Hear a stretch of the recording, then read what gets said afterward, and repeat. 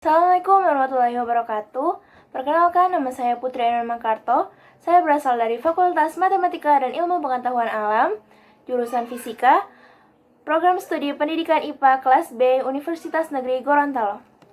Pada pembahasan kali ini, saya akan membahas mengenai hubungan sumber daya alam lingkungan dan pembangunan wilayah. Mari kita simak bersama-sama. Seperti yang sudah saya katakan sebelumnya, pada kesempatan kali ini kita akan membahas mengenai hubungan antara sumber daya alam dan lingkungan dan pembangunan wilayah.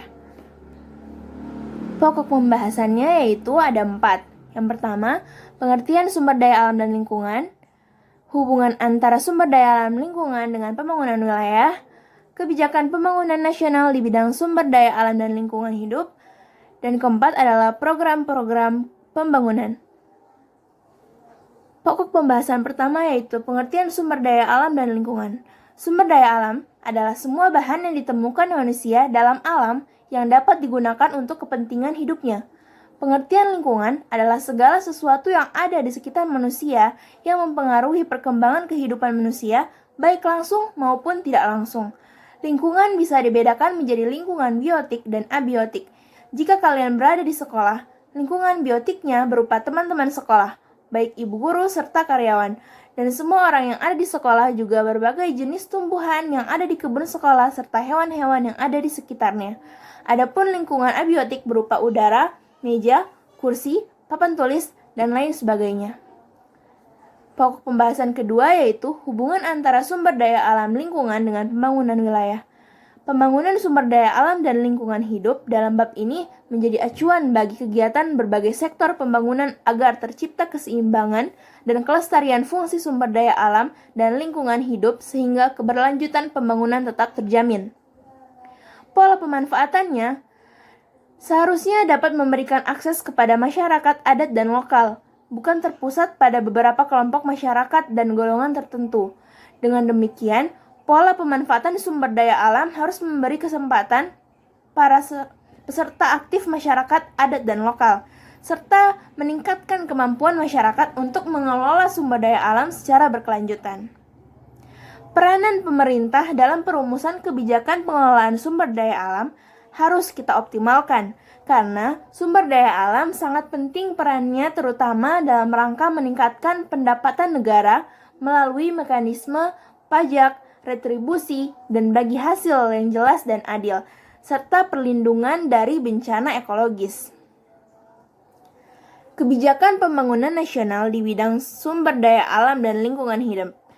Pada dasarnya, kebijakan pembangunan nasional di bidang sumber daya alam dan lingkungan hidup merupakan upaya mendayagunakan sumber daya alam untuk sebesar-besarnya kemakmuran rakyat dan memperhatikan kelestarian fungsi dan keseimbangan lingkungan hidup, pembangunan berkelanjutan, kepentingan ekonomi dan budaya masyarakat lokal, serta penataan ruang.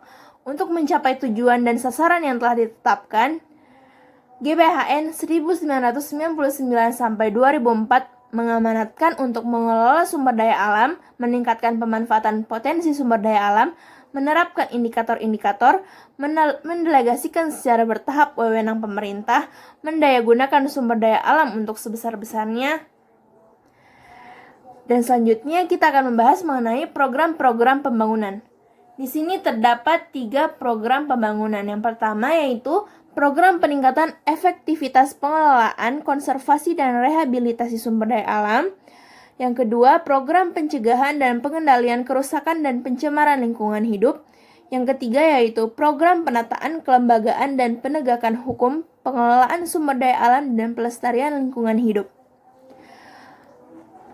Mungkin sampai di sini presentasi dari saya. Sekian dan terima kasih. Setelah pembahasan PowerPoint tersebut, saya akan menunjukkan makalah dari pembahasan tersebut. Mari kita simak bersama-sama.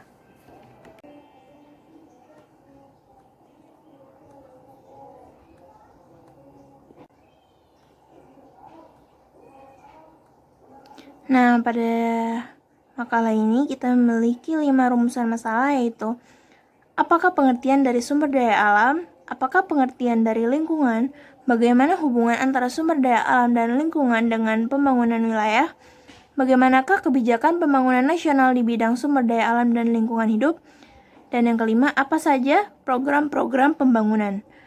Dan di sini ada tujuannya, yaitu untuk mengetahui pengertian dari sumber daya alam. Yang kedua, untuk mengetahui pengertian dari lingkungan. Ketiga, untuk mengetahui hubungan antara sumber daya alam dan lingkungan. Dan seterusnya.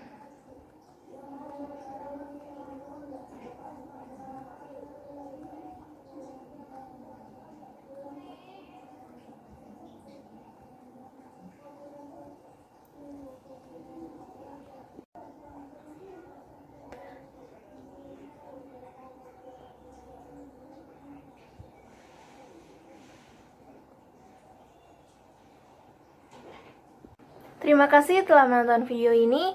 Jangan lupa like, comment, dan subscribe.